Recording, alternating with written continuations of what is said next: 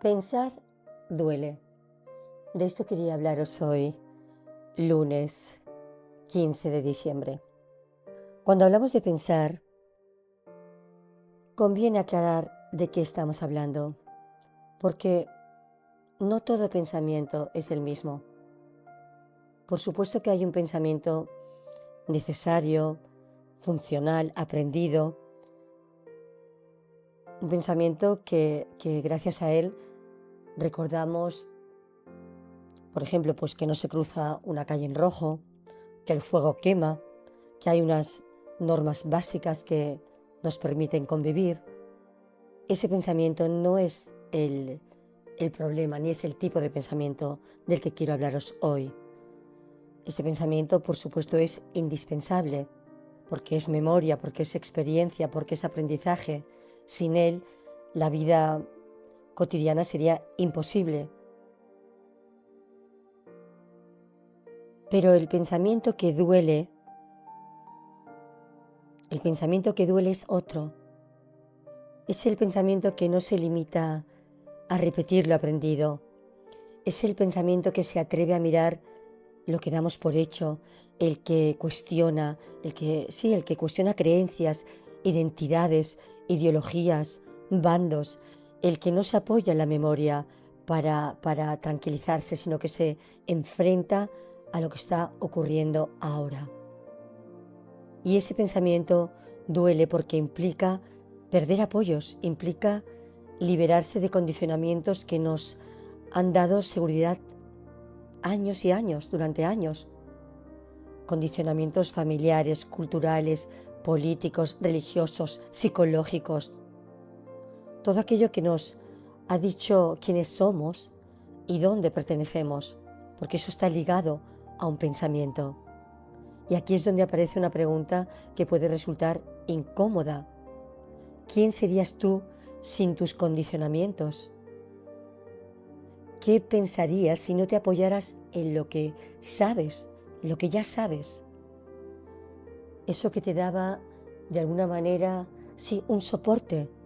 Cuando te permites plantear eso, ¿qué aparece? Aparece vértigo porque no sabes dónde sostenerte, porque de pronto ya no hay nada donde agarrarse. No hay un relato que se mantenga, no hay una identidad que te proteja, no hay un grupo que responde por ti. Estás solo frente a la realidad, sin filtros, sin etiquetas. Sí, sin esa memoria, ¿no? Y eso al final es lo que duele, porque te tambaleas. Por eso casi nunca pensamos de verdad. Funcionamos, reaccionamos, repetimos, defendemos, nos alineamos. Pero el pensamiento verdadero exige una libertad interior que no resulta cómoda, porque exige renunciar a la seguridad psicológica que ofrecen todas esas creencias que mantienes y que con el tiempo se han convertido en identidad, en pertenencia y en la historia desde la que vives, desde la que vivimos. El pensamiento tal como lo usamos habitualmente es eso, es memoria, es pasado, es condicionamiento, es útil para lo técnico, para lo práctico, para la supervivencia, pero cuando lo trasladamos al ámbito psicológico se convierte en repetición. Y ahí deja de ser pensamiento y pasa a ser prisión, voy a decirlo así. Pensar de verdad no es acumular más ideas, es ver sin el filtro de lo ya sabido. Y eso no da placer inmediato, no tranquiliza, no ofrece respuestas. Al contrario, deja preguntas abiertas y un profundo desamparo interior. Pero quizás ese desamparo sea el inicio de algo distinto, no de una nueva creencia, sino de una mirada más limpia, una mirada que no necesita ser defendida porque no se ha convertido en identidad. Por eso pensar duele, porque te deja sin refugio, pero solo ahí Cuando ya no hay dónde agarrarse, empieza una libertad distinta. No la libertad de elegir entre opciones ni de cambiar de opinión, sino la libertad esa de mirar sin estar condicionada como persona por lo que ya creías, por la imagen que tenías de ti o por la historia que te has contado. Es una libertad como silenciosa, ¿no? Sin euforia, que nace cuando dejas de buscar seguridad en ideas y empiezas a ver lo que está ocurriendo tal como es.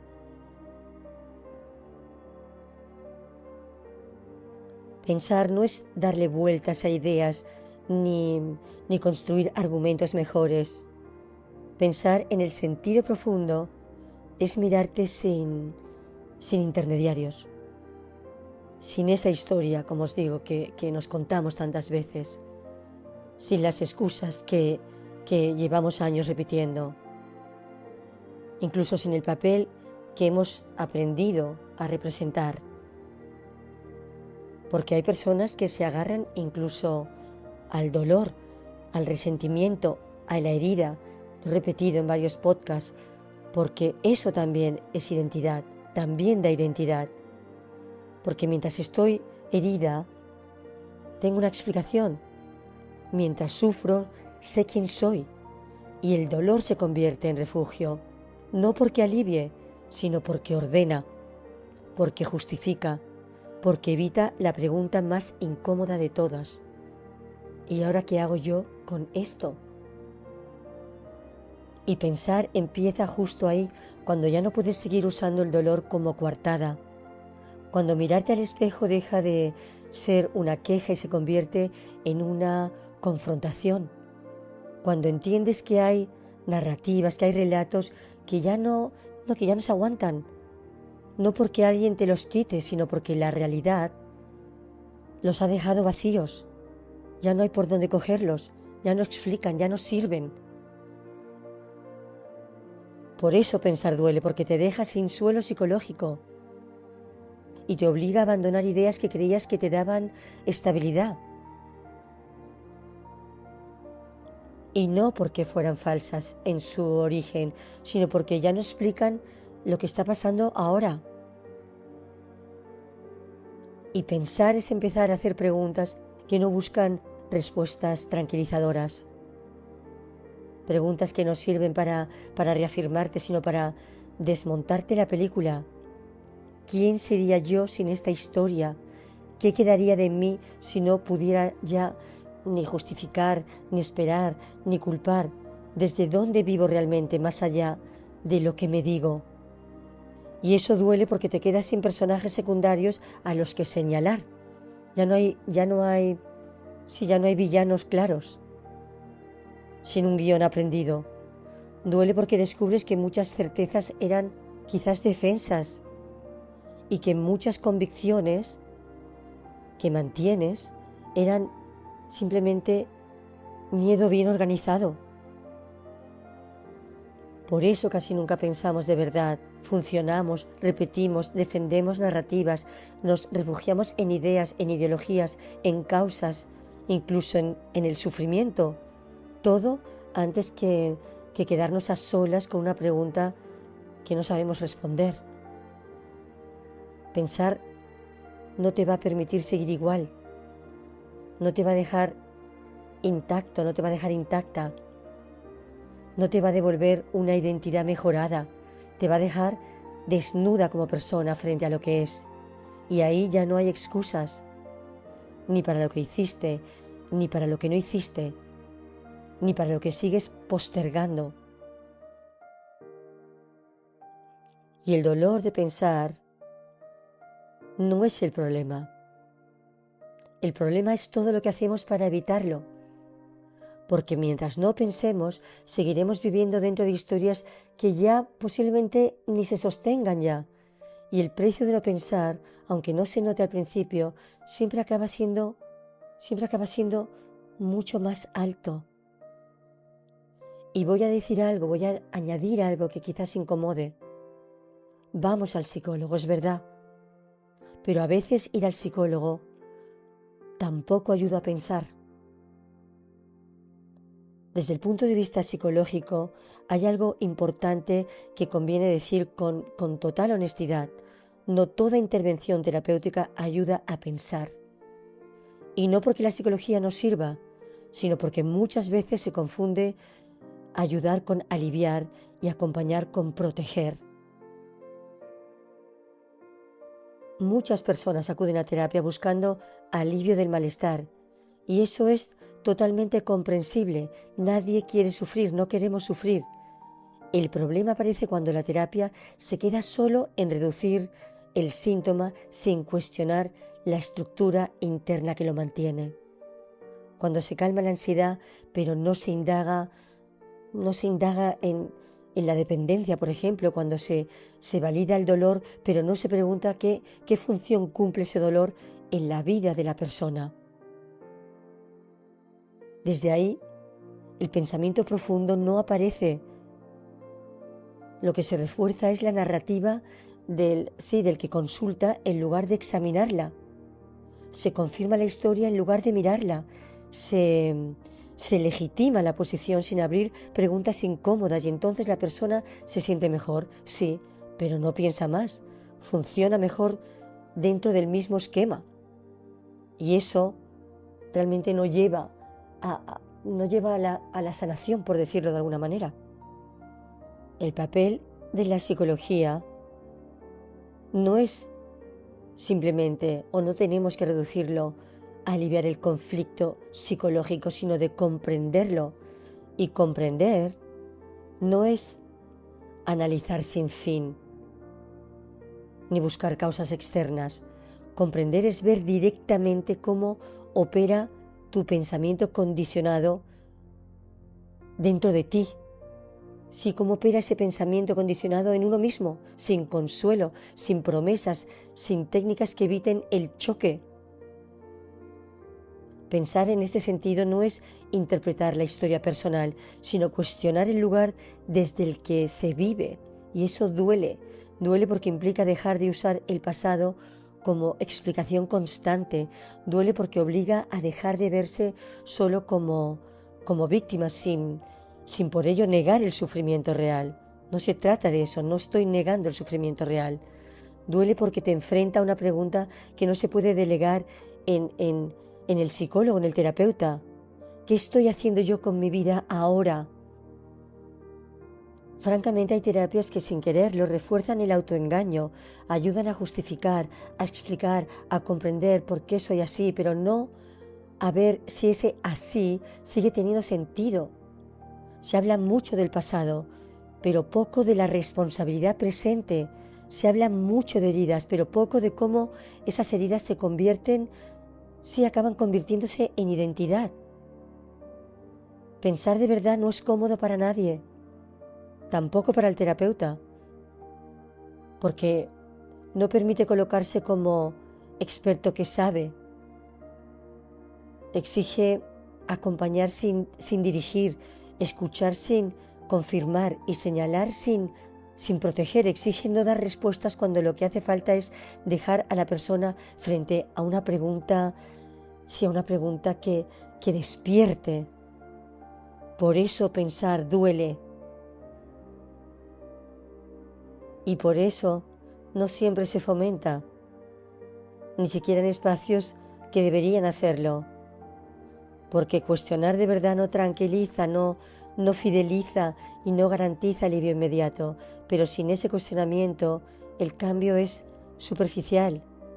Ir al psicólogo puede ayudar muchísimo, pero solo cuando ese espacio terapéutico, el espacio terapéutico, no se convierte en un lugar donde refugiarse del pensamiento, sino en un lugar donde uno se atreve poco a poco a mirarse sin excusas. Ahí es donde empieza algo distinto. No una solución rápida, sino una comprensión que ya no permite seguir igual. Y no me resulta fácil decir esto en voz alta, pero a veces el tiempo en terapia por sí solo no resuelve el conflicto psicológico. Y lo digo porque veo a personas que llevan años y años analizando su historia, su infancia, sus relaciones, sus heridas y sin embargo siguen atrapadas en el mismo punto interno. Quizás hayan comprendido muchas cosas, han puesto palabras a lo que les pasó, han elaborado explicaciones muy coherentes, pero el conflicto sigue ahí. Porque no se trata solo de analizar. Analizar es útil, por supuesto es útil, necesario, imprescindible en muchos momentos, pero el problema aparece cuando se confunde analizar con pensar, porque pensar no es dar vueltas a la historia ni entender cada detalle del pasado, pensar es cuestionar el lugar desde el que vivo ahora, es revisar desde dónde me relaciono, desde dónde reacciono, desde dónde me justifico. Pasar tiempo y tiempo en terapia no te va a permitir avanzar. El tiempo por sí solo no libera del conflicto interno y a veces incluso lo consolida. Porque si el análisis no va acompañado de un cuestionamiento real, lo único que hace es reforzar la narrativa personal. Es posible que entiendas mejor por qué sufres, pero sigues sufriendo igual. Entender no siempre transforma. Y aquí es donde aparece el sentido profundo de decir que pensar duele. Porque en algún momento tienes que dejar de explicar y empezar a mirarte. Y mirarte de verdad implica, una vez más, abandonar excusas, incluso las más sofisticadas, porque a veces mantenemos excusas de lo más sofisticado. Implica dejar de apoyarte solo en lo que te pasó y empezar a ver qué haces tú ahora con eso que te pasó. Porque sí, el análisis continuo no libera. Mientras el pensamiento se mueve dentro de lo ya conocido, solo se repite. Y esa repetición puede llegar a volverse muy, muy elaborada, muy, muy inteligente y muy, muy convincente, pero no deja de ser repetición. No hay verdadera comprensión, aunque lo parezca. No hay verdadero análisis, aunque lo parezca. Solo hay acumulación. Por eso el problema no es que no nos analicemos lo suficiente, es que no nos atrevemos a pensar de verdad.